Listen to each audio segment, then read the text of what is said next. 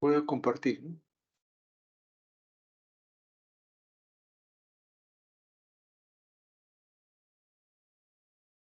Observa.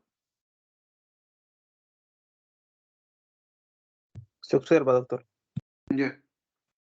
Muy bien, entonces la clase que toca el día de hoy es distosia de la dinámica uterina.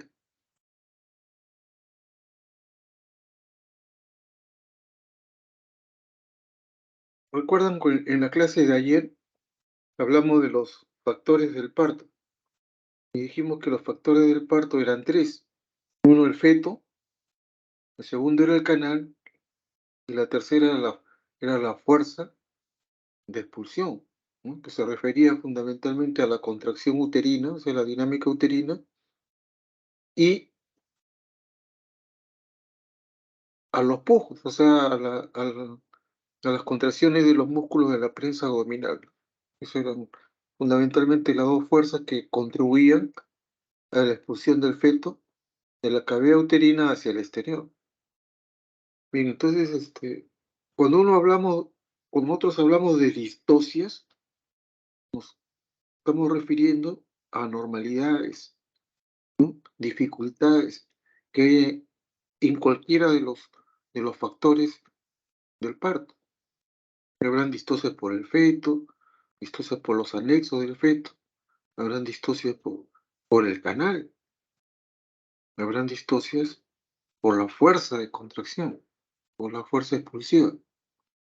El día de hoy nos toca ver las distocias por la fuerza expulsiva, ¿no? Que son fundamentalmente distocias de la dinámica uterina.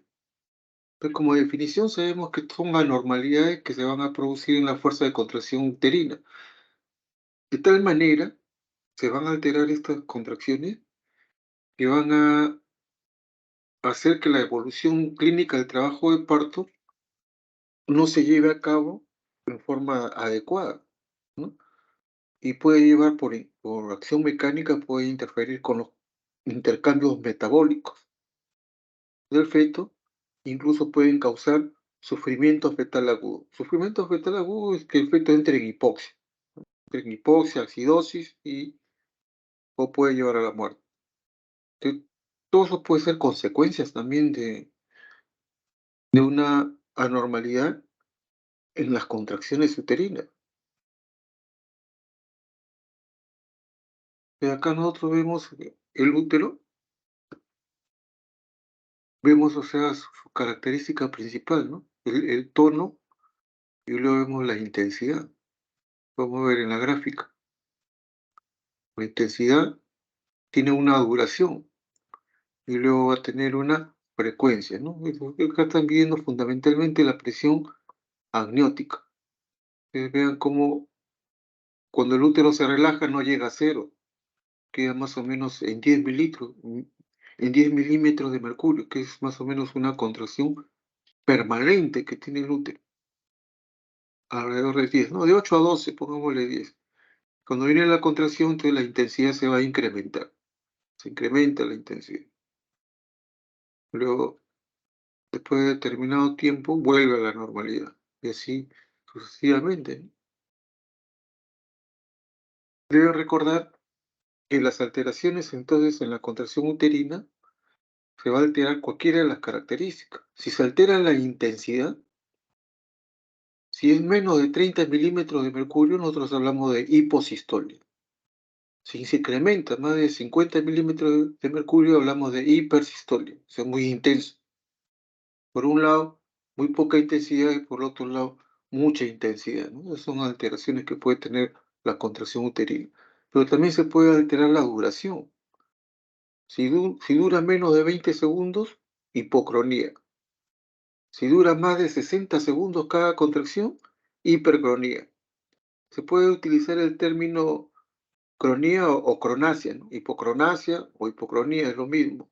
Hipercronía o hipercronasia. Algunos autores dicen hipercronasia, ¿no? Se refiere a lo mismo, ¿no? Cuando dura mucho la contracción uterina.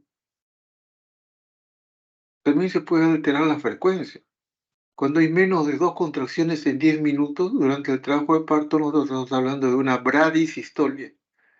En cambio, si hay más de 5 contracciones en 10 minutos durante el periodo de dilatación, estamos hablando de una taquisistolia. Contracciones son seguidas. El tono, ya le mencioné antes, el tono es de 8 a 12 milímetros de mercurio, promedio 10. Si es menor de 8, hay una hipotonía. Si es mayor de 12, una hipertonía.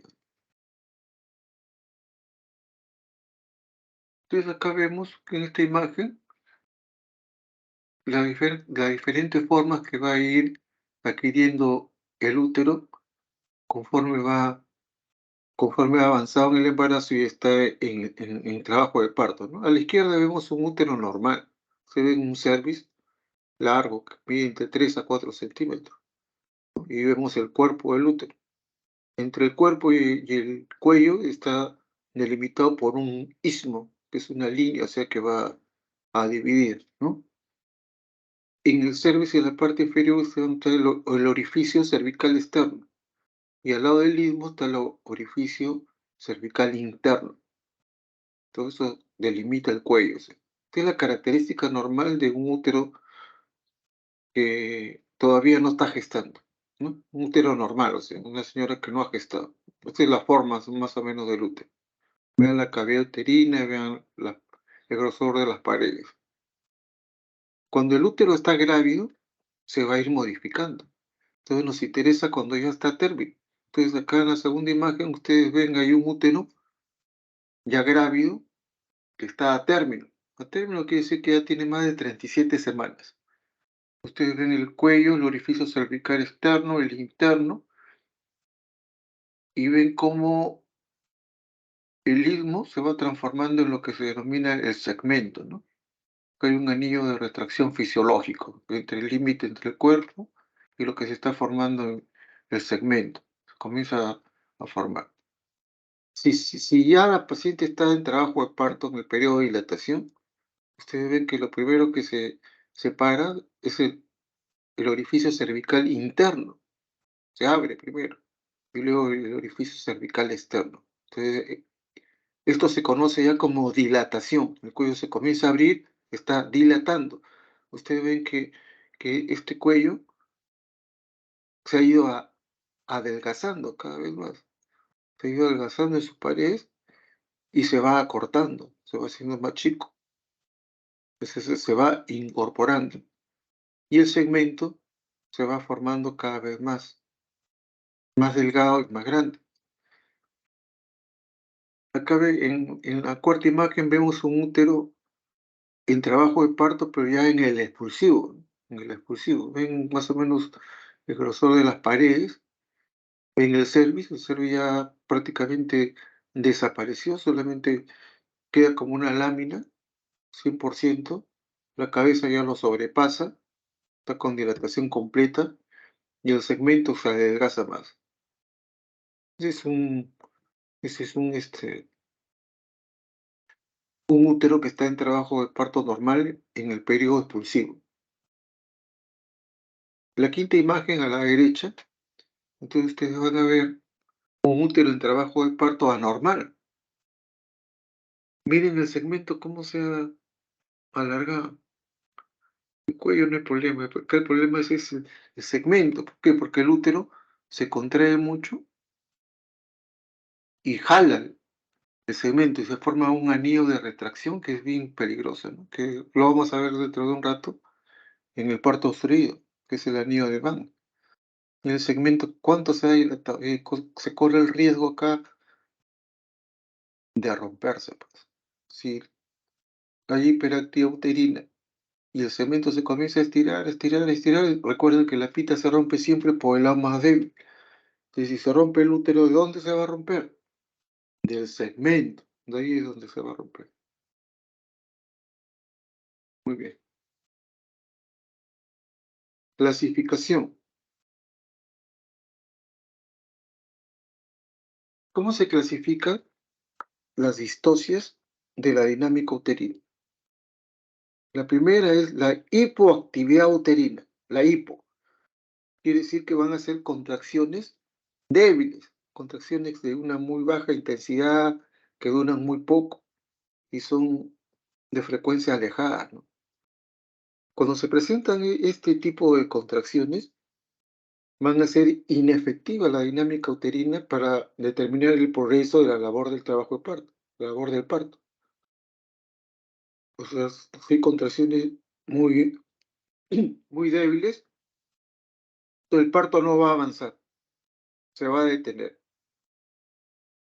Hay una hipodinamia. Duran muy poquito, esas contracciones no van a permitir que el cuello dilate si son así tan débiles, de intensidad tan baja, alejadas incluso, ¿no?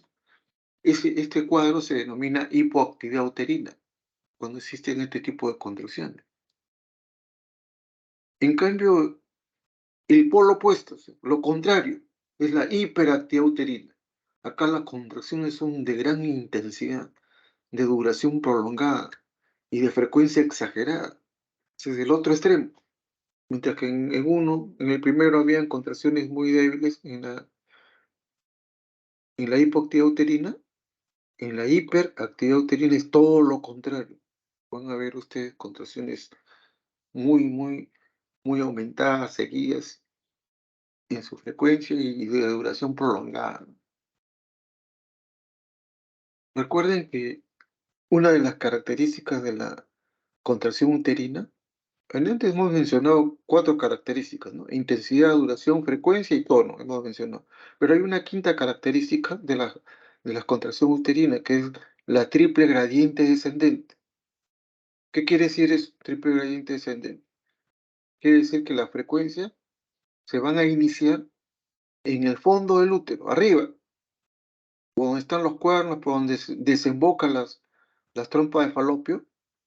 Ahí van a ver, en cada lado va a haber un marcapaso que va a dar inicio a la contracción. Ahí en el fondo va a ser más intenso, va a durar más, ¿no? Y va a ir propagándose hacia abajo. Eso va a permitir que el cuello pueda dilatar. Eso es lo normal. Pero lo anormal, la alteración que puede tener la contracción, es que esta triple gradiente descendente se invierta.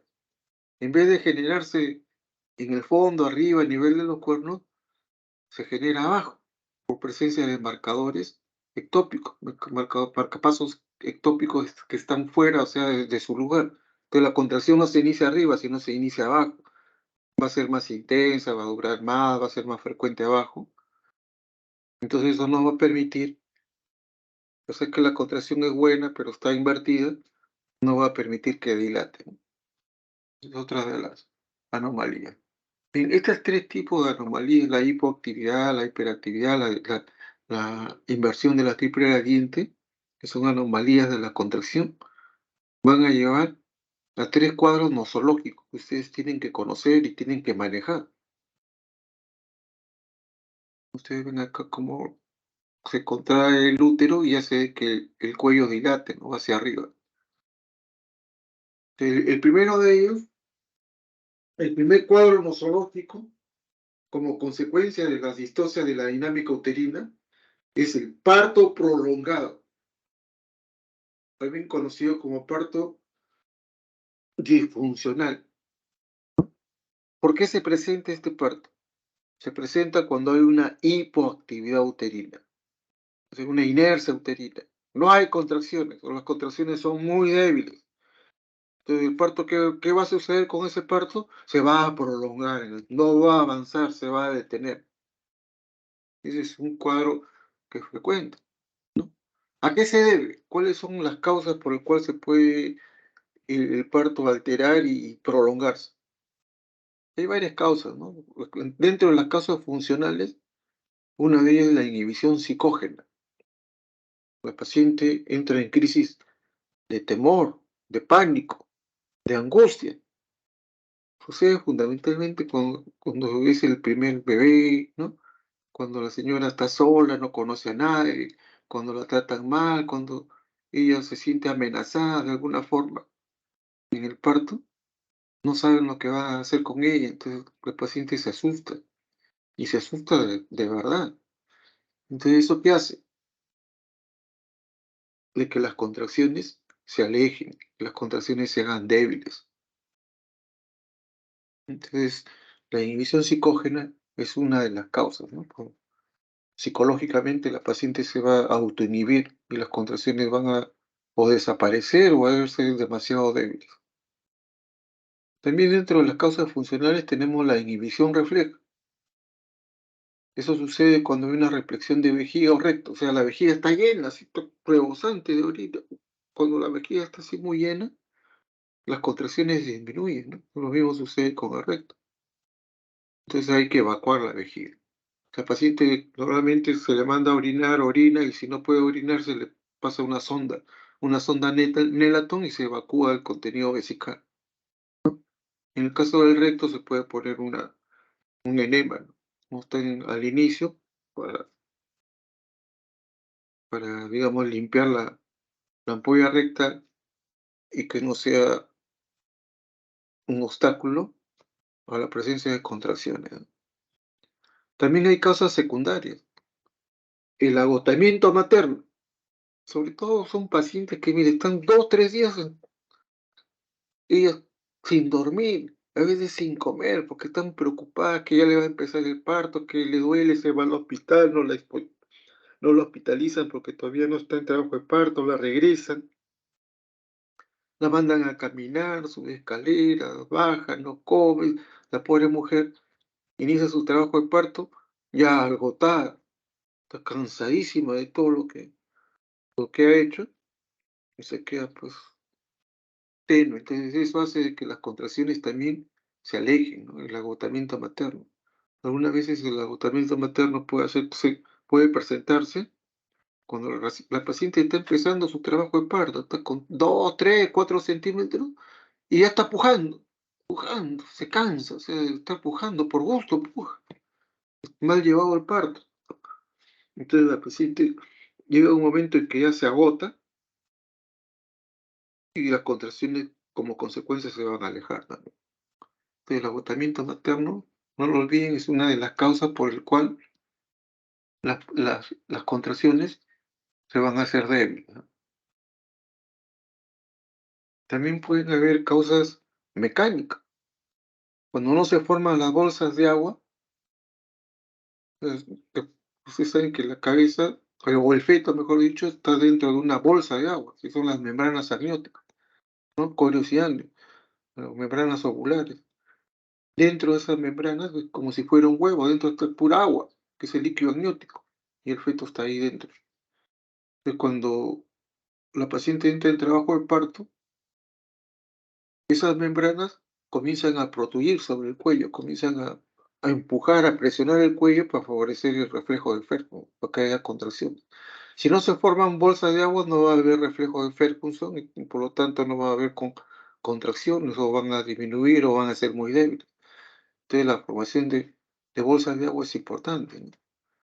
Cuando hay falta de apoyo en la presentación fetal sobre el cervix también, o sea, si la cabeza está flotante, está fuera de pelvis, no ha encajado, no presiona el cervix, no hay reflejo de Ferguson, no hay liberación de oxitocina.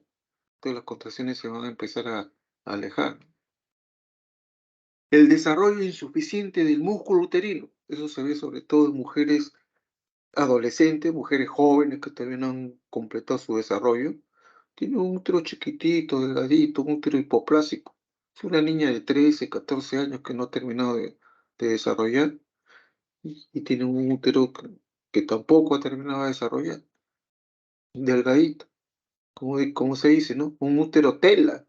Entonces tu útero no se contrae bien, pero es muy flaquito, muy delgadito. Es un útero hipoplásico. Entonces, cuando usted ahí, la paciente tiene, o sea, este tipo de útero, muchas veces sus contracciones no van a ser buenas, van a ser contracciones débiles de acuerdo a la musculatura lisa del útero, ¿no? Que es un útero muy poco desarrollado para que produzca una buena contracción, ¿no? Ahora, pueden haber también procesos regresivos o degenerativos, como por ejemplo la adenomiosis, los miomas y la obesidad, ¿no? O sea, todos son tejidos que van a infiltrar la musculatura lisa del útero. En el caso de la adenomiosis, es el endometrio. El endometrio, que es la capa interna del útero, ese endometrio infiltra la musculatura. Eso se llama adenomiosis. y eso impide que el útero se contraiga bien. Los miomas, también los miomas, sobre todo los miomas intermurales, son tumores que están dentro de la musculatura lisa del útero y tampoco permiten que el útero se contraiga bien. La obesidad, bueno, ustedes saben, la obesidad tiene el tejido graso infiltrando todos los tejidos, incluido el uterino. Entonces, eso también puede ocasionar que el útero no contraiga bien y hagan este tipo de parto disfuncional, ¿no? Se va a alargar, se va a prolongar. Es un parto que se va a detener porque las contracciones no son buenas. Ahora, cuando hay sobredistensión uterina, usted tiene una paciente que está con polidrano, que es un feto macrosómico, más de 4 kilos, 5 kilos, o embarazo múltiple, ¿no? Sean 2, 3, 4, 5 niños, mientras más niños, más se va a distender el útero. Cuando el útero se distiende demasiado, pierde su capacidad, pues, de contracción, ¿no? Además, se va a producir el parto por cesárea o por la vía que sea necesaria, y ese útero no se va a contraer incluso después del parto. No va a ser atonía uterina o hipotonía, vamos a tener que manejar la hipotonía uterina por la sobredistensión uterina. Entonces, siempre que ustedes tengan una paciente con sobredistensión uterina, tienen que pensar dos cosas. O se le alejan las contracciones durante el trabajo de parto, o les hacen una hemorragia postparto. Siempre tener en consideración eso. ¿Y cuál es la clínica? ¿Por qué se caracteriza clínicamente este tipo de patología? Recordar que se presenta más o menos en el 10% de todos los partos. O sea, de cada 10 partos, uno te va a hacer un parto prolongado, ¿no? Y se caracteriza clínicamente por la presencia de hiposistolia, ¿no? O sea, son contracciones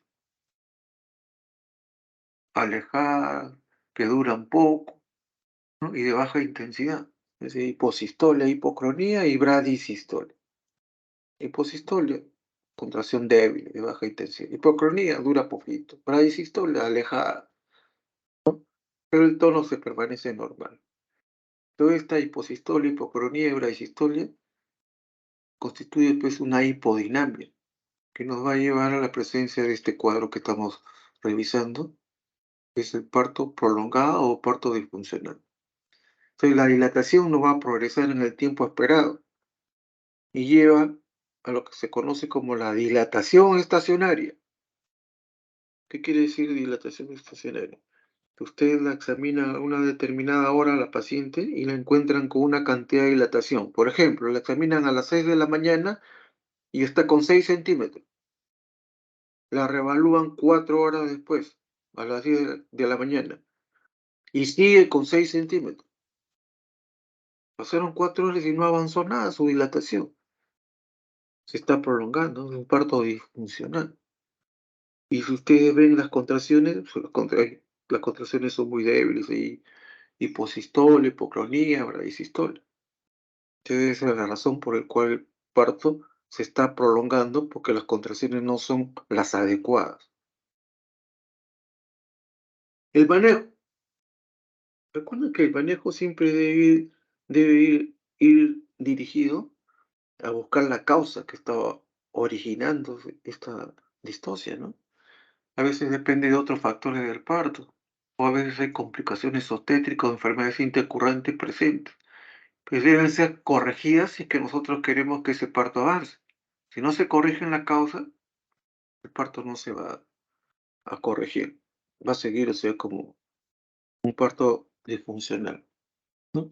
¿Y qué es lo que debemos hacer? El paciente debe estar en, en posición de cúbito dorsal, o sea, no debe estar en decúbito lateral, perdón, está en decúbito dorsal y debemos cambiarla de cúbito lateral derecho para favorecer un mejor flujo de sangre hacia el útero, hacia la placenta y hacia el bebé. El cambio de posición.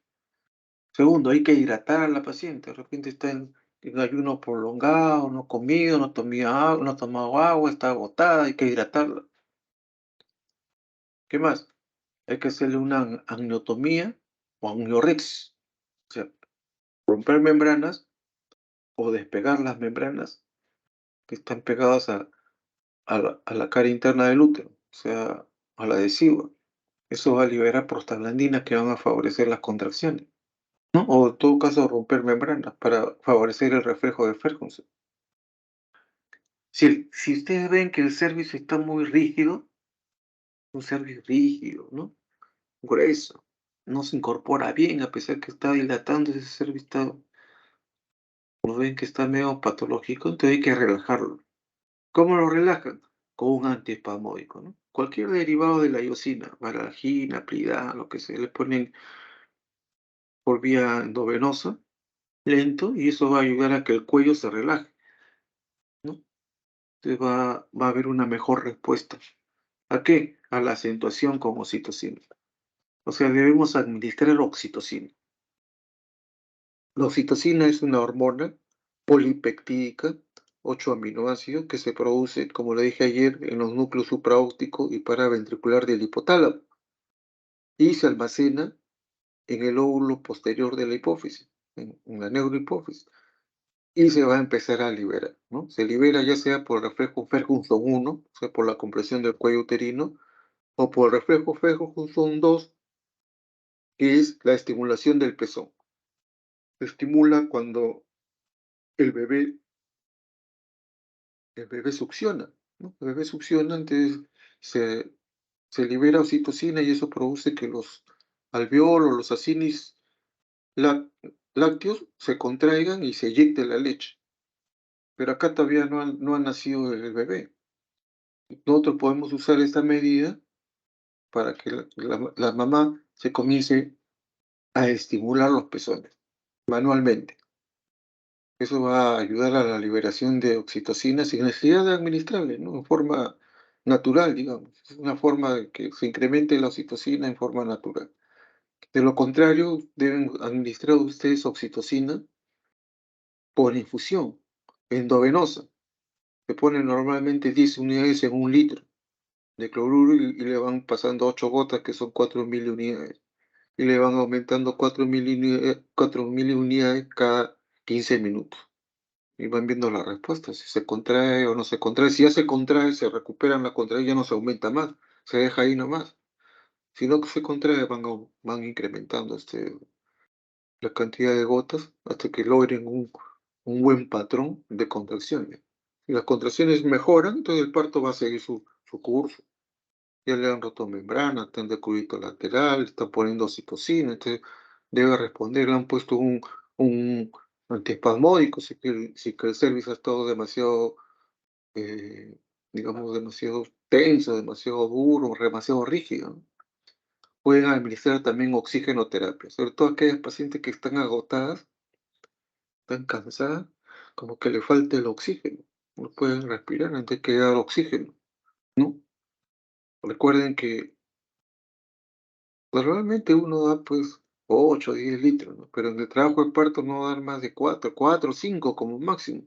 ¿Por qué? Porque el oxígeno puede producir daño en el feto, una displasia retrodental, ¿no? O retrolenticular, que puede afectar la visión del feto, que todavía no ha nacido, ¿no? Por exceso de oxígeno. Hay que tener cuidado cuando uno administra oxigenoterapia durante el trabajo de parto. También están indicados los antibióticos. ¿Por qué? Pues cuando hay una paciente que tiene un parto prolongado, todo el mundo la comienza a examinar. Va a examinar la obstetriz, va a examinar los internos, viene el R1, el R2, el R3, lo llama el asistente y el asistente viene con sus alumnos también. Y todo el mundo examina. Entonces, mientras más tactos, sobre todo más de 6 tactos, ya se considera esa paciente como contaminada. Entonces hay que dar antibióticos, si no se va a infectar. Entonces, si le han hecho muchos tactos, entonces hay que administrar antibióticos, ¿no? ¿Qué antibióticos se administran? Normalmente una cefalosporina, ¿no? Pueden poner, como está en trabajo de parto, le pueden poner cefazolina, 1 gramo cada 6, ¿no? Suficiente. Para cubrirla bien y ya no tenga problemas de infección, pero si usted no da un antibiótico, se corre el riesgo de repente que después haga una endometritis. Entonces, Mucho cuidado con los tactos que se hacen. No es así que todo el mundo examina, no. Yo sé que a veces todo el mundo examina, pero cuando todos quieren hacer el diagnóstico, encuentran algo que no está bien, todos quieren examinar, pero cuando hacen muchos tactos, van a infectar a la paciente. Para evitar que se infecte, hay que dar entonces antibióticos, ¿no? Tipo cefalosporina. Bien, entonces eso es la primera entidad que hemos visto. El parto prolongado o parto disfuncional, que es consecuencia de la hipoactividad uterina. Entonces se caracteriza porque las contracciones son muy bajas y la dilatación no por eso no avanza, se estanca, más de 4 horas con la misma dilatación. Entonces nosotros lo que hacemos es acentuar, tomar las medidas que les he mencionado, y una vez que las contracciones comienzan a aparecer ya normales en forma regular, se va a producir el parto, sin mayor problema. Las contracciones mejoran definitivamente. Ahora me dicen, doctor, pero no mejoran. Bueno, si no mejoran, ustedes dan pues 1 hora, 2 horas de chance para que mejore, para que avance. Y si no mejora, la tienen que terminar operando porque probablemente hay algún problema más que no va a hacer de que el parto avance, ¿no? Entonces uno tiene que estar atento, no insistir, o sea, no insistir, no, tiene que salir, ponle más, o si, pero yo le puse el más, no, ponle, no, no, no. Mucho cuidado. Siempre hay que pensar en el resultado, ¿no? El resultado es un bebé sano. Si al final el resultado de la atención del parto, no, en primer lugar es el bebé sano. La mamá, bueno, la mamá ustedes pueden suturarla si se desgarra, pueden manejar normal, pero el bebé si le producen daño, sobre todo daño cerebral, eso es irreparable, no hay nada que hacer, tiene mucho cuidado. Siempre tenemos que pensar en que el recién nacido tiene que hacerlo en buenas condiciones, ¿no? Bien, el segundo cuadro. Este es el segundo cuadro nosológico. Es el parto precipitado. Acá este es el contrario, ¿no? Este es lo contrario del anterior. En el otro era el parto prolongado, o sea, pasaban las horas y no avanzaba, o sea, desesperante. Entonces, evalúan y resulta que las contracciones eran bajas. Acá sucede todo lo contrario. Acá no hay hipoactividad, sino acá hay una hiperactividad. O sea, las contracciones son intensas, son seguidas y prolongadas. Vienen una tras otra las contracciones. Entonces, cuando se presentan así en las contracciones con hiperactividad, el parto va a durar menos de 1 hora en una multípara y menos de 2 horas en una primípara. O sea, va a ser rapidísimo. Y mucho cuidado, porque a veces dice, ay, qué lindo, duró más que 1 hora, me atendí. No, el problema es que puede terminar en forma tumultuosa, puede terminar afectando tanto a la madre como al feto, producir una serie de daños. Entonces no es bueno que el parto sea tan rápido por los daños que puede ocasionar. Lo ideal es que uno controle, lleve el parto y se realice pues en los tiempos adecuados, ¿no? Pero no tan rápido, en menos de 1 hora, imagínense. Sale pero como un misil el feto y se puede caer al suelo, pueden pasar una serie de cosas que ahorita vamos a revisar. Entonces tener presentes a qué se debe cuando hay una mayor excitabilidad de los centros nerviosos del útero, ¿no? Como sucede, por ejemplo, en la hipertensión inducida por el embarazo, preeclampsia y sobre todo eclampsia, ¿no? Hay una mayor excitabilidad y ustedes van a ver que la paciente con preeclampsia o con eclampsia, que están en trabajo de parto, rápidamente dan a luz por esa mayor excitabilidad. También puede haber por un aumento de las neurosecreciones de la oxitocina, ¿no? Que pueden ser en forma natural o muchas veces es en forma iatrogénica. El médico quiere apurar el parto, ¿ves? Ya vamos a inducirlo, a acentuarlo, a estimularlo, el parto. Le pone oxitocina, le pone el suero y le abre la llave a chorro. Comienza a caer la oxitocina. Le produce un parto precipitado. O sea, en menos de 1 hora, dos, ya dio a luz. ¿Qué pasó? Uy, no me di cuenta, le pasé mucha oxitocina y eso es muy peligroso. Cuando sucede eso se puede desprender la placenta, puede hacer hipertonía, puede hacer sufrimiento fetal, se puede romper el útero, se puede morir el feto cuando hay un exceso de oxitocina, ¿no? Y como le digo, eso puede ser iatrogénico cuando administramos sin verificar bien la cantidad de lo que estamos administrando. También algunas pacientes, sobre todo así atléticas, ¿no? Pacientes musculosas, altas, tienen una contextura vigorosa de la musculatura uterina. O sea, es, como se dice, ¿no? Un útero suculento. Es un uterón con unas paredes musculares muy gruesas, o sea, que se contrae tremendamente. Son muy fuertes sus contracciones. Entonces, cuando hay pacientes que tienen este tipo de musculatura uterina, son proclives a hacer parto precipitado, ¿no? Contracciones demasiado seguidas van a ocasionar que el parto dure muy poco. La clínica, ¿por qué se caracteriza? Se caracteriza por aparecer con la iniciación del trabajo de parto, o sea, desde el comienzo. De que ni bien comienza a dilatar, comienzan las contracciones. Hay una hiperactividad uterina, que le mencioné, ¿no? Que a lo contrario de la anterior. Hay taquisistolia, hipersistolia y hipercronía. Se conserva la triple gradiente descendente.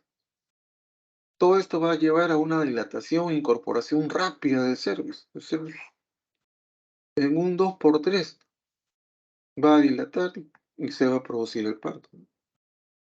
Recuerdo cuando era residente había un doctor ahí que ponía oxitocina directo a la vena, o sea, no en infusión, sino así en bolo. Le ponía una unidad, le ponía un cachito, decía, uy, y la paciente se comenzaba a quejar y en 1 o 2 contracciones ya había dado a luz. Pacientes que, sobre todo multíparas, que están con 6 centímetros o más. Les ponía y eso ya no se hace, pues. Ahora si uno administra oxitocina tiene que ser por infusión, gota a gota. No se puede poner así directo a la nalga, ni menos directo a la vena. Es peligrosísimo eso. Recuerden que cuando esta paciente está, o sea, en labor de parto precipitado, la paciente está muy agitada, se queja de dolores casi continuos, está desesperada la señora, a veces se queja, le duele y las contracciones son seguidísimas. Si ustedes las examinan y van a encontrar que el útero está con una dureza exagerada, ¿no? Está muy contraído el útero, una contracción leñosa, parece que tuvieran leña lo que estuviesen tocando durante la contracción, ¿no? Y estas contracciones se presentan casi sin reposo. Eso se conoce como contracciones subnitrantes, que el útero casi no relaja. Termina la contracción y comienza otro. Termina y comienza otro. Y ahí es una relajación muy débil y parcial en los intervalos, ¿no? Que cada vez es menor. Eso se conoce como contracciones subnitrantes, eso es característico entonces del parto precipitado. Acá en esta gráfica ustedes ven las contracciones, como debe ser en la izquierda una contracción normal. Y luego cuando comienza a entrar en una hiperactividad, ven que las contracciones se van haciendo más seguidas, miren a la derecha seguidas, casi ya no hay reposo. Ni bien termina, comienza la otra, la otra, la otra y la otra. Y así siguen las contracciones. Dice que tener mucho cuidado porque se va cortando y puede quedar en hipertonía, ¿no? El tono se incrementa, ¿no? Ya está acá en 20, puede subir más a 30 y quedarse ahí ya sin contracción. Una hipertonía, que es lo que le digo que es peligrosísimo porque puede desprender la placenta, puede romper el útero, puede producir sufrimiento fetal. Debemos controlar bien esto. Recuerden que el parto precipitado es perjudicial. ¿Por qué? Porque puede producir DPP, o sea, la placenta se desprende antes de tiempo. Antes de que salga el niño ya se desprendió la placenta y comienza la hemorragia, el consumo del fibrinógeno y puede tener CID, ¿no? Entonces, el DPP, ustedes saben que es peligrosísimo y puede ocasionar la muerte del feto.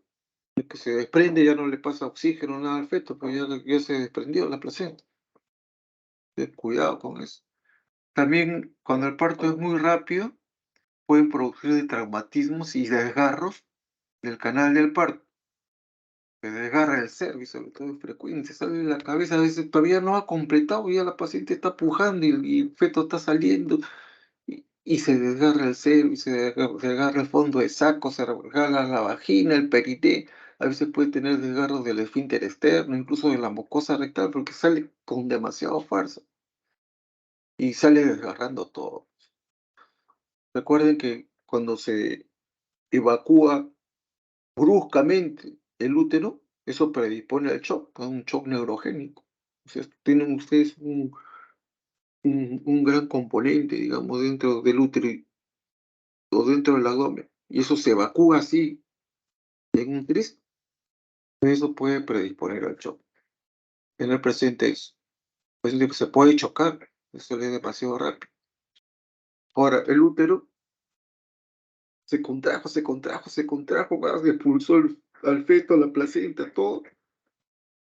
Terminó el parto y ahora ya no contrae. Se quedó relajado y ya lo que haga no contrae. Comienza a hacer una atonía uterina y la paciente comienza a hacer una hemorragia postparto por la atonía. Y ustedes comienzan a tomar una serie de medidas y a veces bien difíciles de controlar. Ya que ustedes le ponen oxitocina, no le va a hacer nada. Van a tener que ir a hacer un manejo quirúrgico, ¿no? Un empaquetamiento, de repente hacer una histerectomía para poder controlar la hemorragia por este útero atónico. Entonces, siempre existe ese riesgo, ¿no? Que en el parto precipitado puede haber pues una atonía, ¿no? Ahora, además de todo lo que hemos mencionado, el feto se expone al traumatismo y a la hipoxia. Recuerdo una vez una residenta con una R2, un parto precipitado, ya corre, le digo, oye, más lenta la residente, Dios mío, se voltea ahí a su mesa de auxiliar a ordenar sus pinzas, esto, acá. Cuando se voltea y va a ver, ya no había feto. Oye, ¿y el feto se había caído, estaba en el balde. Y comienza a llorar y estaba ahí en el balde. Felizmente que no le había ahí un campo ahí en el balde, no se golpeó el feto, pues se podía haber producido un traumatismo de cráneo, podía producirse cualquier daño. Entonces tú tienes que estar atento, ya olvídate de arreglar tus pizzas, nada, tienes que concentrarte en recibir al recién nacido, ¿no? Porque va a salir con una fuerza inusitada, o sea, con una fuerza inusitada.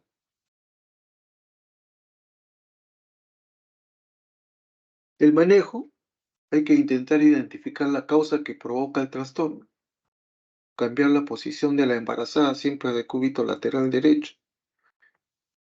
Yo, en mi experiencia, cuando he tenido así pacientes con parto precipitado que inician, ¿no? Los pacientes se comienzan a quejar, se bajan, no saben qué hacer. Lo mejor es la petidina. La petidina la desconecta, ¿no? Y hace que las contracciones se normalicen.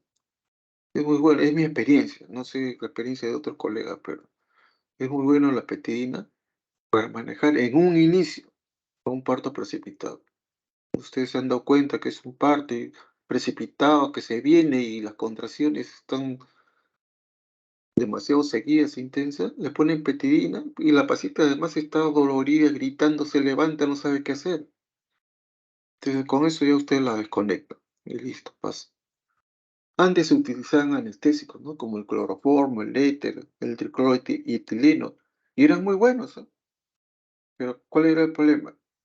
¿O cuál es el problema con estos anestésicos? Que deprimen al feto. El feto nace deprimido y después hay que reanimarlo y a veces intubarlo.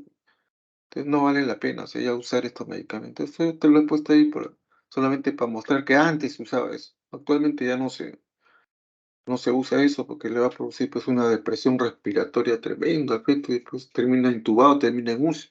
Y se puede morir incluso.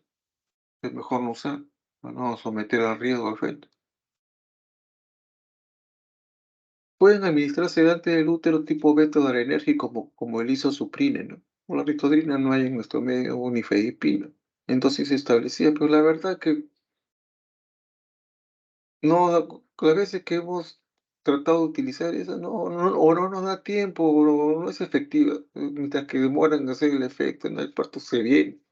No da tiempo, más que nada. Si se ha instalado un sufrimiento fetal agudo, hay que terminar el embarazo por la vía más rápida. La vía más rápida casi siempre en estos casos es la vía vaginal, ¿no? Y les cuento una, una anécdota. Me acuerdo cuando yo era residente de tercer año en el Hospital Militar Central, y yo hacía consultorios en las tardes y tenía ya mis pacientes. Entonces un día yo salía, ¿no? A la, Era la 1 de la tarde, me iba porque iba a tener clase en el Hospital del Niño, clase de la residencia, sobre algo de administración, de la gestión, ¿no? Bueno, entonces yo me estoy yendo y llega una paciente, que era una paciente que yo controlaba, una paciente alta, musculosa, deportista, esposa de un capitán, venía en una silla de ruedas, era primeriza. Y la señora me dice, doctor Gamboa, me dice, qué suerte que lo encuentro, porque usted me atiende el parto. Y yo me estaba yendo, estaba en el pasadizo ya para salir. Y me agarra del brazo y me dice, doctor, por favor, usted me tiene que atender. Digo, señora, yo con todo gusto la atendería, pero no puedo, ya me estoy yendo, yo he hecho guardia anoche y ahorita tengo clase, digo. Tenía examen, creo, incluso en la universidad. No, no, doctor, me dijo, usted me tiene que atender y no me soltaba. Entonces le digo, mire señora, la voy a examinar para ver con cuánto está usted. Ya, doctor, la examino, estaba con 2 centímetros. Pero era un cuello 100% incorporado y la cabeza estaba abajo. Digo, señora, 2 centímetros, usted va a dar a luz todavía más tarde. Le dije, a las 5 o 6 de la tarde va a estar dando a luz. Si es que no da luz en la noche, porque el cuello es bueno. Ella, no, pero usted me tiene que atender, doctor. Yo no me voy a dejar atender por nadie. No, señora, le digo, yo no puedo, tengo examen, tengo que irme. No, doctor, bueno, mire, señora, le voy a ir haciendo la historia, ¿ya? Y comencé a hacer su historia. A la 1, 1:15. 1:20, la paciente me dice, bueno, señor, yo ya me voy. Me despido de usted que le va. No, doctor, ya quiero pujar, doctor, quiero Señora, ¿cómo va a pujar si está con 2 centímetros? Doctor, que ya uno conoce cómo es el sonido que hacen las pacientes cuando ya van a dar a luz. La paciente está pujando. Entonces estoy con la obstetricia, le digo, pero señora, páseme un guante, le digo, para examinar. En el hospital militar tienen una sala donde están digamos, donde se hace el examen inicial, que recién llegan, una sala donde hacen su periodo de dilatación y otra sala donde es el expulsivo, como una sala de operaciones. Tiene que lavarse, entrar todo como una sala de operaciones, con su cialítica y una mesa grande para que venga luz la señora. Y estábamos en la primera sala, y le había hecho más que la nota de ingreso. Y la señora quería pujar, estaba con 2 centímetros, no había pasado más que 15 minutos. Y la examino, uy, le veo y estaba con 6. ¿Con cuántos son? Con 6. No, no, no, está con 8. No, señora, pásela. Uy, es increíble cómo la forma cómo dilató esa señora. Digo, pásela. Yo estaba con mi ropa de calle para irme ya a mi clase. Le hemos pasado a la camilla, ¿sí? No ha habido tiempo de sacar el material, de hacer infiltrarla, o sea, bloqueo pudendo, de hacer episiotomía. No había tiempo para nada de eso. Ni siquiera para poner el poncho, los campos, nada, nada. O sea, la pasé en la camilla y la señora estaba pujando. Con la justa me puse los guantes. Así puse los guantes y la señora pujaba con una fuerza increíble. Parecía un misil. Yo protegiendo ahí el periné y manteniendo la flexión de la cabeza. Uf, con qué fuerza salía el niño. Lo logré detener y salió el niño bien. Ah, salió llorando. Salió el niño y detrás salió la placenta. Con todo. Era primerizo. No me dio tiempo para hacer la episiotomía, Dios mío, digo, ahorita me va a hacer una hemorragia por parto. Salió, entonces ya lo. Le entregué el bebé a neonatología, la placenta ya estaba desprendida, no había epicio, revisé el canal, no sangraba ni una gota, ni un desgarro, ni del cervix, ni de la vagina, ni de la vulva, ni de ningún lugar. No sangraba nada. Algo increíble, increíble realmente, y ni siquiera era un niño chiquito, era un niño de 3.800, señora primeriza, una señora más o menos de unos 30 años que medía 1,70 y tanto, alta y deportista.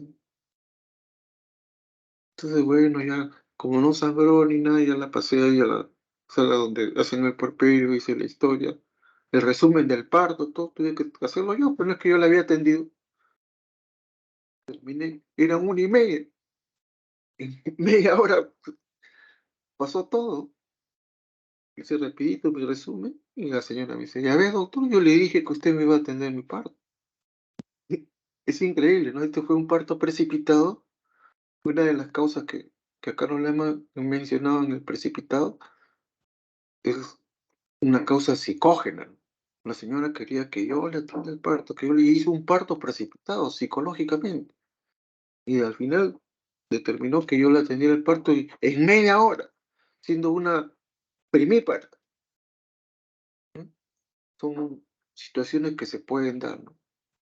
No siempre todo es como dice el libro, en horas, todo es increíble. Y lo que más me asombró a mí es que ni siquiera se ha desgarrado ni un centímetro, ni de piel, ni de mucosa, ni de nada.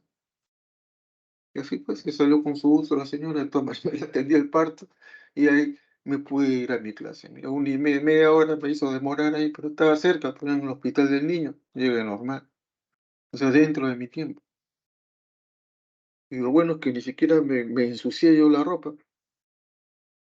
A veces uno se salpica de sangre, cuando sangra, pues si no sangra nada que me iba a manchar. Y todo salió bien. Y colorín colorado, esta anécdota se acaba, pero fue muy interesante porque me sirvió para explicar cómo se puede presentar este sufrimiento, no es, perdón, este parto precipitado, ¿no? Sin necesidad de que haya sufrimiento, desgarro, ni ningún daño hacia el bebé. Muy bien. Entonces ahora vamos a ver el tercer cuadro que se puede presentar dentro de la llamada, ¿no? Distocia de la dinámica uterina. En realidad este cuadro, el parto obstruido, la alteración de la dinámica no es primaria como en las anteriores, ¿no? En las dos anteriores, ya sea en la hipoactividad, parto prolongado y en la hiperactividad, parto precipitado, entonces la alteración viene de la contracción. En una no hay contracción en forma primaria y en el otro hay exceso de contracción también en forma primaria. En cambio, acá en el parto obstruido, la reacción de la dinámica uterina va a ser secundaria. ¿Secundaria a qué? A un obstáculo. Entonces, ¿en qué consiste el parto obstruido? Cuando hay la presencia de un obstáculo que impide que el feto pueda salir al exterior. Se viene el trabajo de parto y el obstáculo impide que el feto salga. El feto no sale. Entonces, secundariamente, la dinámica uterina se incrementa para ayudar al feto a que vence el obstáculo, o que pueda salir, digamos, hacia el exterior. Se contrae fuertemente la dinámica.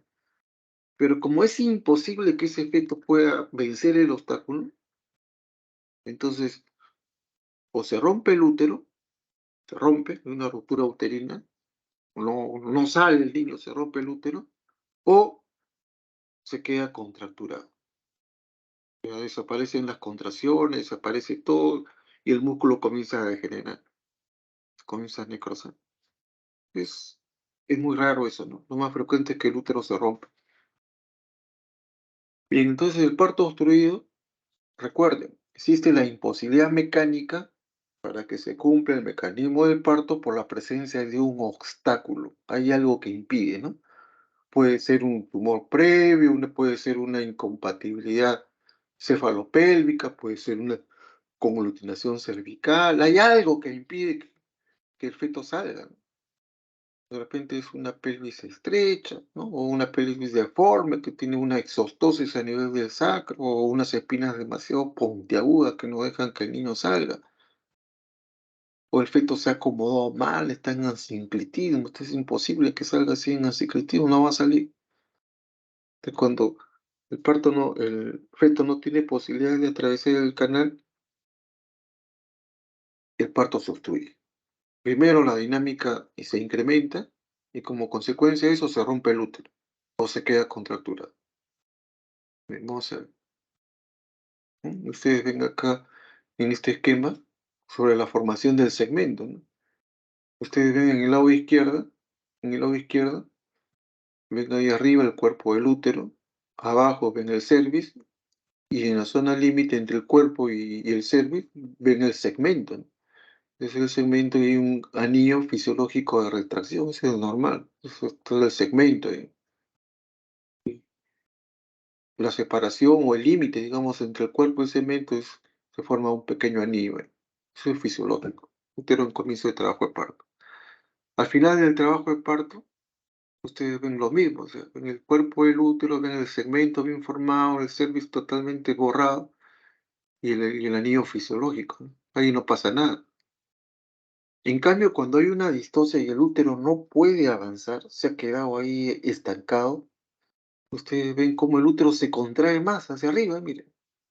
Se contrae tremendamente, fuertemente, tratando de ayudar al feto a que vence el obstáculo y no puede, se engruesa la capilla y se va hacia arriba el anillo. Ya no está casi, no está más arriba y el segmento se estira. Si el segmento medía, por decir acá, 10 centímetros, acaba de medir 15 o 20 centímetros y se va a adelgazar. Entonces hay riesgo de que este segmento se rompa. Yo le dije, el útero se rompe siempre por el lado más débil y el lado más débil en el útero es el segmento. Desde acá se puede romper cuando se presenta un parto obstruido. El cemento se estira, hasta ¡plac! Se rompe. La etiología, eso he mencionado algunos, la incompatibilidad cefalopélvica, la situación transversa, los tumores previos, conglutinación cervical, etcétera, todo lo que le he dicho, ¿no? Pelvis estrecha, mala actitud de presentación, algo entró mal, ya se consiguió un obstáculo, ya hay un ICP, entonces ya no sale, imposible, no va a salir. Entonces, ¿qué es lo que pasa cuando ya no sale? Aquí viene la clínica. Pero en una primera etapa va a haber una hiperdinamia hipertónica. O sea, va a haber una hiperactividad uterina, ¿no? Va a haber policistolia y va a haber hipertonía. O sea, el tono se va a incrementar. Se contrae el útero y se conoce también como tétanos clínicos, ¿no? Aparece un dolor exagerado a nivel de ahí del segmento y continuo. En esa zona del hipogastrio, ustedes tocan esa zona y es una zona hipersensible. El paciente no puede aceptar ni siquiera ni que la toquen, ahí le duele mucho. Es el segmento que se está estirando y la hiperactividad que se presenta, ¿no? Si ustedes la examinan ahí, van a tocar porque hay una gran sensibilidad, como les he dicho, y el útero está contraído permanentemente. Esa es hipertonía, no relaja. Los latidos fetales van a estar alterados. Si el útero se contrae tanto, no permite que las arterias lleven la sangre hacia la placenta, porque se forman ligaduras, ¿no? Las ligaduras vivientes de Pinar. Entonces, la sangre no pasa adecuadamente, el oxígeno no llega, entonces los latidos se comienzan a alterar. El feto se comienza a asfixiar. Entonces, en esta etapa es lo que le decía, ¿no? Es la etapa inicial. ¿Va a evolucionar hacia la rotura uterina o va a evolucionar hacia una hipodinamia secundaria, ya por fatiga muscular? El útero se contrajo todo y ya se paraliza. Desaparecen las contracciones, se queda contracturado nada más, ¿no? Y va a empezar a degenerar. Y antes de que se rompa el útero, se va a presentar un síndrome, ¿no? El síndrome de Van Frommer-Pinat. Entonces, como el útero se contrae y su esfuerzo es ineficaz, lo único que va a hacer es que las fibras musculares del útero, del cuerpo del útero, se retraigan hacia arriba, como hemos visto en la imagen, y que el segmento se adelgace y se distienda exageradamente. Entonces, en el límite entre el cuerpo del útero y el segmento, se va a ver una franja que nosotros la podemos observar, como vamos a ver en las láminas más adelante. Van a ver esa diferencia entre el útero contracturado y el segmento estirado. Entonces, esa imagen es como de un anillo, ¿no? Es una franja. Se conoce con el nombre de el anillo de Van. Ese es el nombre de ese signo. Ustedes lo observan ahí. Uy, se dan cuenta de que ese útero se va a romper. Pero no solamente hay el anillo de Van, sino también van a encontrar el signo de Frogman. Ustedes palpan a nivel de los flancos maternos y van a encontrar tensas, dos cuerdas tensas, ¿no? Están exageradamente estiradas. ¿Qué son eso? Los ligamentos redondos. Ustedes van a palpar entonces los ligamentos redondos a nivel de los flancos maternos, junto con el anillo de Van. Ese es conocido entonces como el signo de Frogman, ¿no? Y finalmente el signo de Pinal, hay edema y éstasis sanguíneo del cervix, de la vagina y la vulva, son los genitales externos, y comienzan a sangrar. Entonces este comienza a perder una sangre oscura, escasa. Todavía no se ha roto, por romperse. Es el signo de Pinal. Cuando ustedes ven eso, asústense, se va a romper el útero ahorita, así que no intervienen, ¿no? A todos esos tres signos, el anillo de Van, el signo de Frommel y el de Pinal, se le agrega pues el dolor intenso que les he mencionado en la región del segmento, ¿no? Todo eso va a constituir un cuadro que se conoce como inminencia de ruptura uterina. Si ustedes no actúan acá, se va a romper el útero o se va a quedar contracturado. En algunos casos no se rompe, se queda contracturado, pero es peor. Bien, entonces acá ven el cuerpo del útero, el segmento estirado y el límite va a marcar esa franja que limita el cuerpo del segmento, que se conoce como el anillo de Van. Acá ustedes pueden ver, miren, este paciente, en el lado izquierdo está el cuerpo del útero. Debajo del ombligo, ustedes ven una hendidura. Es una hendidura, es el límite entre el cuerpo y el segmento, que y el segmento, tremendo segmentazo. Subí como 20 centímetros, está estirado el segmento. Esta señora lo están preparando para cesárea. No todavía es una cesárea anterior, porque tiene una cicatriz ahí de Fanis. Y acá esta depresión, ese es el anillo de Van. Y acá en los lados laterales se ven una franja, unas tiras tensas, que son los ligamentos redondos, que no se ven bien, pero bueno, habría que palparlo, ¿no? Porque eso no se ven si no se palpa. Acá ustedes ven otra imagen de un anillo de Van. El dedo está poniendo el límite. Por un lado está el cuerpo del útero y en el otro lado está el segmento que está sobre exageradamente distendido. Esta es otra paciente también con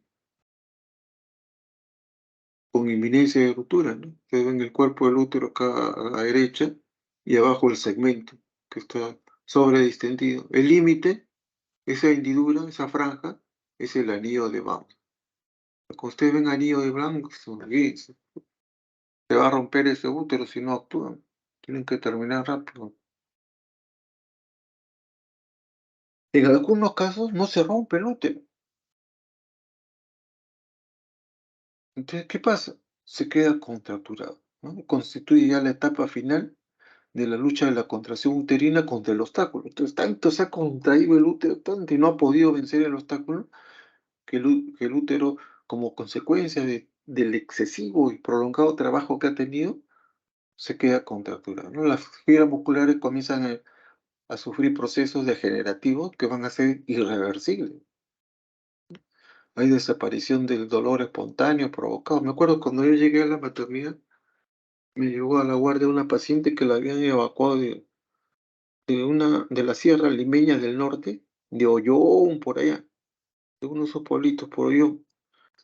Esa pobre señora había estado 2 días en trabajo de parto. Yo la examino y el feto estaba en transversa, estaba atravesado. Y así le habían estado atendiendo el parto, una curiosa. Posible pues que un niño nazca en transversa. Le habían dado trabajo al parto. Y, felizmente el útero no se había roto. Lo examino, el feto ya estaba muerto, no había latido. Estaba atravesado y ya estaba empezando a degenerar la musculatura lisa del útero. Las membranas estaban rotas y ya estaba haciendo una infección. Entonces, ¿qué hicimos? Abrimos la cavidad y le hicimos histerectomía, con todo, con el feto adentro, ya no lo sacamos, nada, ¿para qué? Ya? Así de frente, histerectomía, pues, sacamos en bloque, lavamos toda la cavidad, pues venía mal. Lavamos y pusimos dren ahí, antibióticos, en ese tiempo, lo que teníamos. Y gracias a Dios la paciente evolucionó en forma adecuada. Se salvó su vida. Pero era una paciente que venía pues en esta etapa, ¿no? De contractura, porque le habían estado atendiendo el parto con el feto atravesado. Imagínense. Es imposible, ese niño nunca iba a salir. Pero gracias a Dios la llevaron al hospital y ya nosotros nos encargamos de salvarle la vida. Eso es lo que hicimos, salvamos la vida, pero tuvimos que sacarle el útero, ¿no? Felizmente era una señora que ya había tenido varios hijos, no era problema eso. Yo tenía como 5 hijos, pero bueno, lo importante es que la señora se salvó. Ha sido el único caso que yo he visto en toda mi experiencia de un feto con contractura, ¿no? Con ese, digamos, con ese proceso degenerativo del útero, ¿no? Y peor que ya estaba con infección, pues, con membranas rotas, 2 días ahí atendiéndole el parto con el feto atravesado, Dios mío. Pero bueno, entonces recuerden que cuando no se rompe el útero, que en la mayoría de los casos se rompe, no se rompe, puede quedarse en esta etapa, en contractura.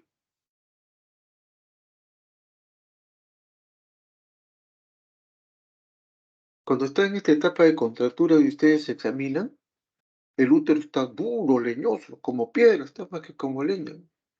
El anillo de Van está muy alto y pronunciado. Desaparecen las contracciones, ya el útero está contraído, pero ya no vienen las contracciones con intensidad, de reposo, ¿no? Y duración, ya no hay nada de eso. Ya no perciben las contracciones. Los latidos, ya casi siempre el feto está muerto por la contractura, ¿no? Entonces ya la evolución del parto en esta etapa se detiene por falta de dinamismo y comienza a degenerar. ¿Mm? Bien, entonces no quiero terminar la clase sin contarles una anécdota que pasó hace unos años ahí en la maternidad con un residente, ¿no? Un residente que era un residente de mi confianza, había sido de Villarreal, había sido mi alumno, mi interno, y era recontra empeñoso. Es el hijo del subdirector del hospital en la época que yo ingresé al hospital. Era recontra empeñoso ese residente, no sé qué pasó. La verdad que no entiendo qué pasó. Porque esta clase yo la dicto años sobre el parto obstruido. Y a él le tengo que haberle dictado, porque esto debe haber pasado más o menos en el año 2003, 2005, por ahí, ¿no? Bueno, ¿qué es lo que pasó? Ingresa a sala de parto una primigesta adolescente de 19 años, ingresa a las 2:30 de la mañana en trabajo de parto.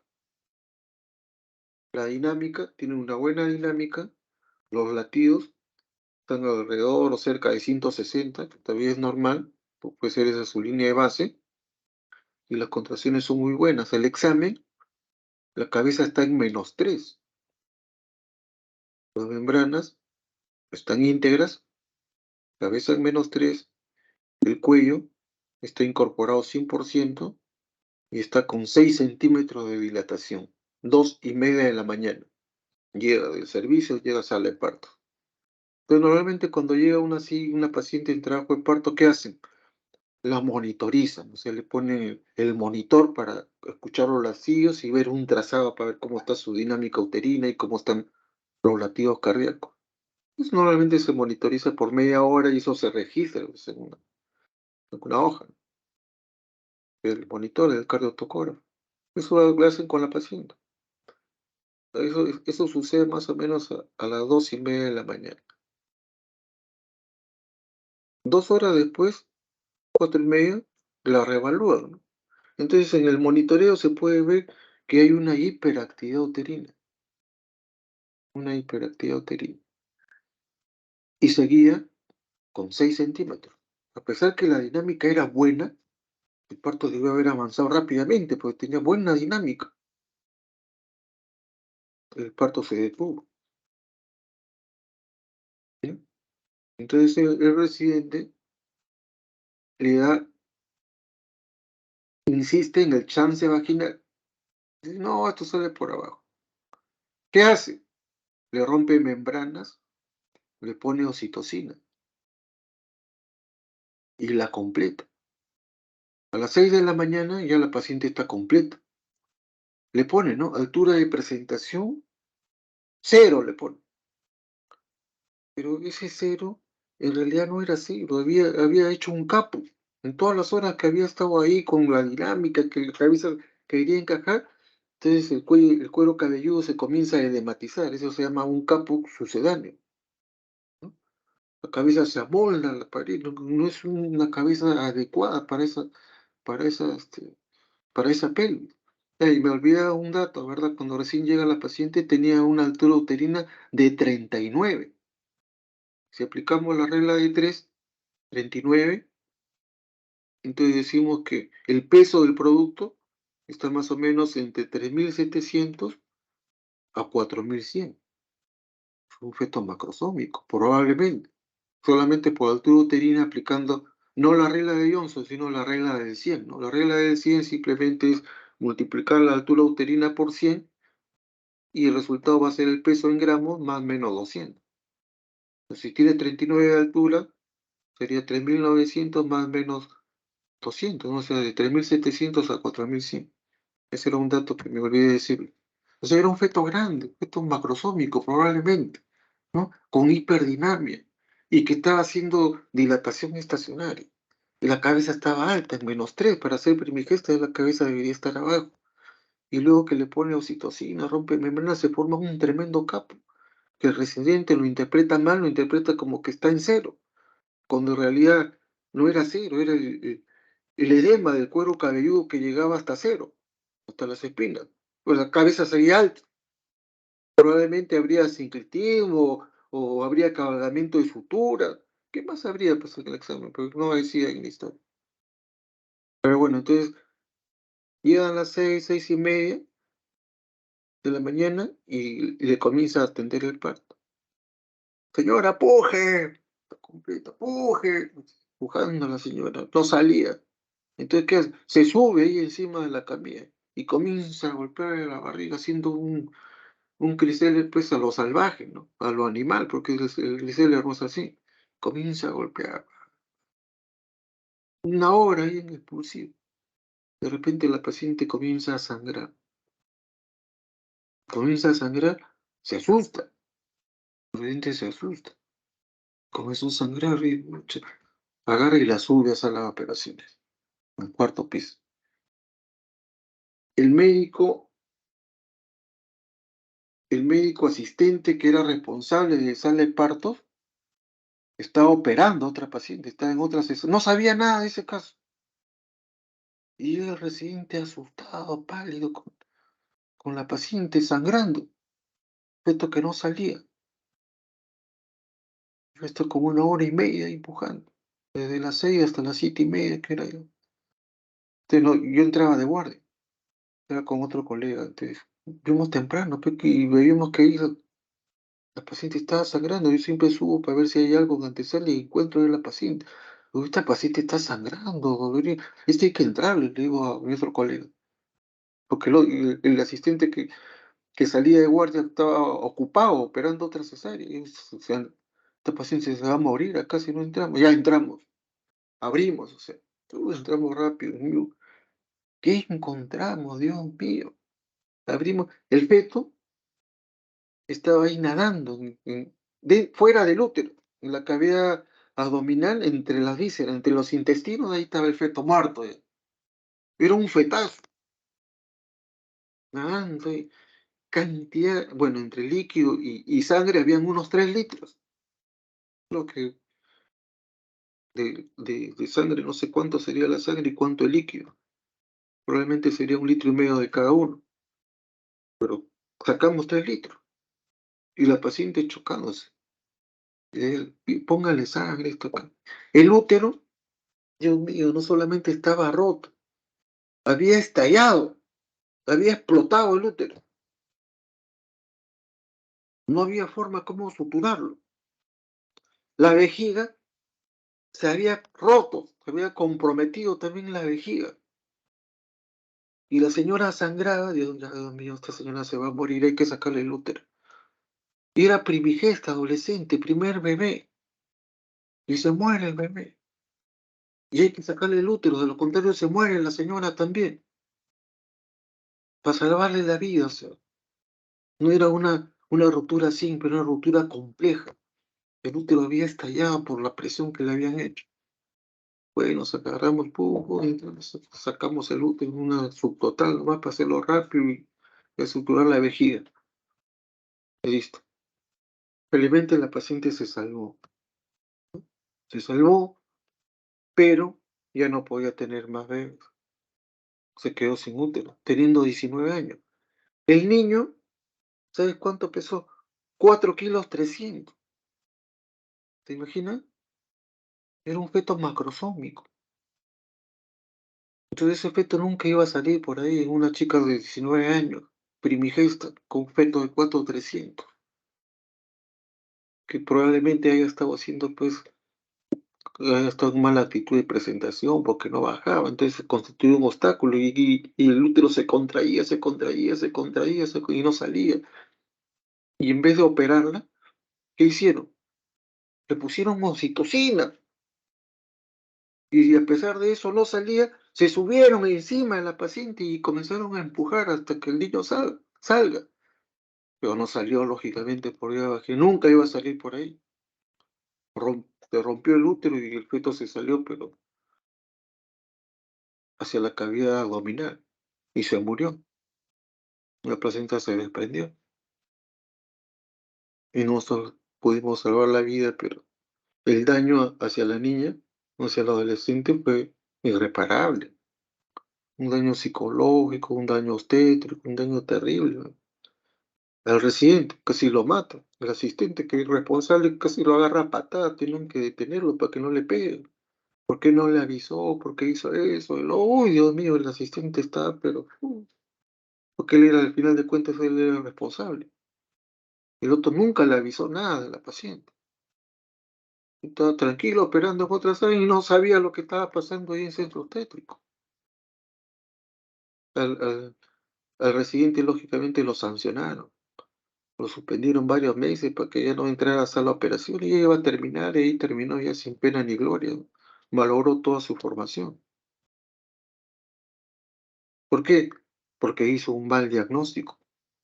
Él primero no se dio cuenta de que era un macrosómico. Segundo, esa cabeza no encajaba. Lo que él palpó al final era un capo sucedáneo que está diciendo que ese feto no está, digamos, encajando en forma adecuada, pues está desmatizando, ¿no? En tercer lugar, lo más grave, o sea, él trata como si fuera un parto disfuncional, una hipodinamia, y le pone oxitocina, a pesar que las contracciones eran intensas. Le pone más oxitocina para hacerla más intensa. Y la gota que rebasó el vaso fue subirse ahí en la camilla y querer, o sea, sacarla con Crisel. Esa es una bestialidad, pues eso no es Crisel.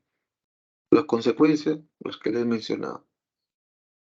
Fue triste, ¿no? Muy triste. O sea, pero yo les cuento esta anécdota para que ojalá Dios quiera que nunca más se vuelva a presentar un caso así como ese. Entonces, con la experiencia de otros también uno aprende. Entonces, ustedes recuerden, eso, el diagnóstico es muy importante. Cuando ustedes tienen duda en su diagnóstico, llamen, consulten con otros médicos de más experiencia para ver si la pelvis es estrecha o el feto es muy grande, ¿no? o hay algo ahí que está impidiendo el paso del feto, pero ya ustedes se dan cuenta de que si hay hiperdinamia y la dilatación no progresa, eso es un parto obstruido. El parto ya se obstruyó, ya no va a dilatar más, ya. Salvo que ustedes lo hagan a la fuerza, como hizo el residente, que lo dilató a la fuerza con el dedo, pero igual no va a salir. Y si el feto se muere, o sea, ahí, igualito hay que operarla. El único tratamiento ahí, ¿cuál era? Cesárea, operarla. No había otro. Miren, acá ustedes ven que es un caso más exagerado, de un feto, el anillo de Van y el segmento recontra distendido. Ya pues este útero está a punto de romperse, ya miren ese cemento. Siempre no se va a romper acá del cuerpo, se rompe del lado más débil, del cemento, que se adelgaza y se estira. Entonces, como corolario final en el parto obstruido, que es el de los tres, no es el más frecuente, pues es el más importante, porque es el que se complica y puede producir demasiado daño, o sea, porque es consecuencia de un mal diagnóstico. Si ustedes hacen bien su diagnóstico, el parto obstruido nunca debe presentarse.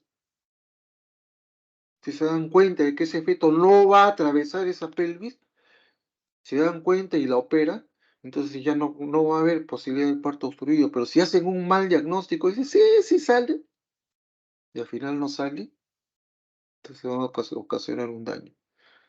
Recuerden, finalmente, es imperativa en todos los casos de parto obstruido, en todos los casos, sin excepción, la operación cesárea. Hay que operarlo. Sí o sí. Con feto vivo o con feto muerto. El feto está muerto. Tampoco, aunque esté muerto, tampoco va a salir. Es un feto macrosómico. No va a salir. O es una pelvis estrecha, o hay un tumor, cualquier cosa que impida que el feto salga, ese feto no va a atravesar. Esté vivo o esté muerto. La única manera de sacarlo es mediante cesárea. No hay posibilidad de sacarlo por vía vaginal. Ese es el coronario final, ¿no? Que deben sacar de esta clase. El parto obstruido. Recuerden que el parto obstruido es una de las causas más frecuentes de la muerte materna. En primer lugar está en el Perú la hemorragia. En segundo lugar, la hipertensión inducida por el embarazo. Acá en Lima primero es la hipertensión y después la hemorragia, pero en provincia, sobre todo en las zonas rurales, la hemorragia es la primera causa. En segundo lugar está la hipertensión inducida por el embarazo. En tercer lugar están las infecciones. En cuarto lugar están los abortos. Y en quinto lugar está el parto obstruido, ¿no? Parto obstruido que se da sobre todo en las zonas rurales, donde no hacen un buen diagnóstico, es donde la comadrona, la empírica, la atiende el parto en, en domicilio, donde se complica y muchas veces la paciente se muere, pues. Se rompe el útero. Si no hay para operar, ¿qué ibas a hacer con esa paciente si se rompió el útero y estás en medio de la selva o estás en la punta? Se va a morir. No va a pasar. No va a pasar, pues, un milagro, ¿no? Imposible. En una institución donde haya sala de operaciones, todo ahí sí se puede salvar. En una zona rural, parto domiciliario, todo este tipo de pacientes se mueren y es causa de muerte, parto obstruido en el Perú. No olviden eso. Muy bien, siempre en todos los casos cesárea. No hay otro manejo en el parto obstruido. Siempre hay hiperactividad uterina, pero la dilatación se estanca, no progresa, ya no avanza, se queda obstruido, estancado y el parto. Entonces hay que operar, ahí, no hay otra salida. Muy bien, muchas gracias. Si hubiera alguna pregunta,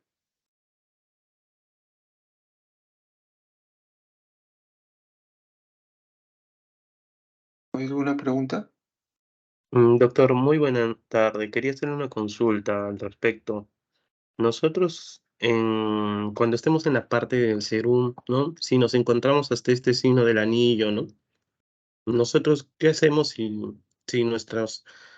la parte más, digamos que tiene mayor capacidad, se encuentra a 8 horas, a 6 horas? Lo comento porque me había comentado eso un ex serumista que decía que para llevarla a su gestante tenían que pasar 6 horas, 7 horas, ¿no? va Sí, en mira, carro.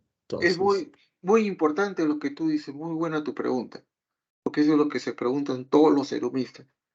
¿Qué hago si se me pregunta? Entonces, lo que ustedes tienen que hacer, y anoten bien esto, es detectar ustedes los factores de riesgo.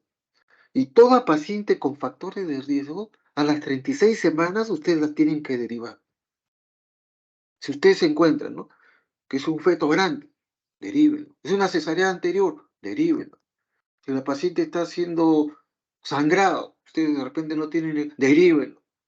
Si la paciente se le sube la presión, derívenlo. Cualquier factor de riesgo, o sea, que ustedes detecten, deriven a un centro de mayor complejidad. No traten de atender partos de riesgo, de ninguna manera. Eso es lo mejor que pueden hacer. Es una primípara, eso ya, deriven las primíparas que ustedes no saben cómo va a evolucionar, mejor derívenla. Te vas a decir, ¿sabes qué? Tienes que ir a controlar allá, al hospital, porque esto se puede complicar. Tu primer bebé es grande, acá, allá, de repente está atravesado, sentado en ese momento, no sabes si se va a acomodar o no se va a acomodar, derívenlo. Traten de derivar el mayor número de casos o todas las pacientes que tengan factores de riesgo. Entonces, para encontrar los factores de riesgo, ustedes tienen que hacer una buena historia clínica, tienen que hacer los controles prenatales y a las 36 semanas nomás derivar, no esperar 38, 40. Nadie los va a criticar por derivar pacientes, nadie. Derivan todo lo que puedan, no carguen con el muerto, pues ustedes saben que llega a término, se complica y ustedes no van a poder derivar en ese momento porque dura mucho la derivación, dura un día, qué sé yo, entonces se les va a morir. Entonces ustedes, la obstetricia moderna es una obstetricia preventiva. Si yo como ginecólogo, qué sé yo, estoy en un pueblo alejado donde no hay sala de operaciones ni nada, y tengo una paciente de riesgo que yo sé que puede terminar en sala de operaciones, que es posible que termine en sala de operaciones, entonces la derivo. Porque por más que yo sepa, por más especialista, no hay pues las condiciones para hacerle una cesárea. Entonces, ¿qué tengo que hacer? Derivarla. Si no la derivo, voy a tener que cargar con el muerto. Pues todo el mundo me va a criticar. Oye, doctor, ¿y usted por qué no la derivó si no había sala ahí? ¿Te das cuenta? En cambio, si tú la derivas, nadie te va a criticar. ¿Por qué me la derivo? La derivo porque no hay las condiciones acá para atenderla. Punto. Pacientes anémicas, ¿no? Pacientes con alguna enfermedad de fondo, con diabetes, todo deriven ustedes. No carguen con el muerto. Esa es la recomendación que puedo darle yo. No tratar de querer solucionar todo, ¿no? Doctor, una pregunta. Justo estaba mencionando, ¿no? Sobre el parto obstructivo, ¿no? Que el útero avisa, ¿no? Que se va a romper mediante tres signos. No lo había No es escuchado parto mucho. obstructivo, no, no es parto obstructivo, es parto obstruido. Obstruido, disculpe, Ya, doctor. Sí, tiene ya. razón. Eh, Había mencionado tres signos, ¿no? Por el cual, como mencionaba, ¿no? Que el útero avisa que se va a romper, ¿no? No lo había Así es. escuchado muy bien porque mi internet lo escuché recortado. ¿Podrías repetirlo, por favor, doctor, para anotarlo? Claro, mira, cuando, cuando, cuando existe un obstáculo para que el feto pueda nacer, entonces ese niño no va a nacer. Entonces el médico no se dio cuenta y le da chance vaginal. Entonces primero avisa digamos, el cuerpo, ¿no? De la paciente te va avisándose. ¿Cómo? Se comienza a contraer. Hay una contractura permanente, se comienza a contraer el útero más de lo normal y la paciente ya empieza con dolor. Y ahí ya te comienza a avisar. Si tú no le haces caso y sigues atendiendo, entonces pasa a una segunda etapa, que es el síndrome de Van Frommer-Pinar. El útero se contrae más fuerte para tratar de vencer el obstáculo. Como no lo va a vencer, cada vez el útero se contrae más, se pone más grueso y se va elevando. Mientras que el segmento, que es la parte que normalmente está formada por el istmo, que se forma bien en el trabajo de parto, normalmente mide pues 10 centímetros como máximo, el segmento se adelgaza y se va estirando, 15, 20 centímetros. Entonces el límite entre el cuerpo, el útero que está bien contraído y el segmento que está bien adelgazado, tú lo vas a poder apreciar. Y eso se conoce como el anillo de Van Der, ¿no? Ese es el límite entre el útero contraído y el segmento adelgazado y estirado. Entonces ese segmento se va a estirar cada vez más y siempre el útero se rompe, la pita se rompe por el lado más débil. En este caso el lado más débil es el segmento. Se va a romper de ahí. Pero hay otros signos que también te ayudan al diagnóstico, ¿no? Palpar los ligamentos redondos a nivel de los flancos como dos cuerdas tensas, ese es el signo de Frogman. Y un sangradito escaso, rojo, oscuro, que va a tener la paciente, que es por la hiperemia que hay a nivel de los genitales, del cuello, de la vagina, la vulva, tú estás hiperémica y comienza a sangrar poquito. Todo eso te está avisando. Y el dolor exagerado que tiene la paciente. Entonces tú dices, esta es una inminencia de ruptura uterina. Se va a romper el útero en cualquier momento. ¿Qué debes hacer? Operar. No hay otra. Si insistes con el parto vaginal, se rompe el útero. Se rompe el útero. Si no hay condiciones para operar, se va a morir la paciente. Si tienes para referir, desde el primer momento tú refieres, desde que comienza con la hiperactividad uterina y la refieres. Así que está cerca, ¿no? Está media hora, 1 hora, 2 horas, la refieres, punto. Y esa es la forma como ustedes deben actuar. ¿Alguna otra pregunta?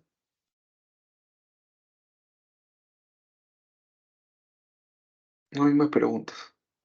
Un ratito, por favor, voy a bajar la lista, ¿eh? La lista de asistencia. Descargar lista de asistencia. Listo, ya se está descargando.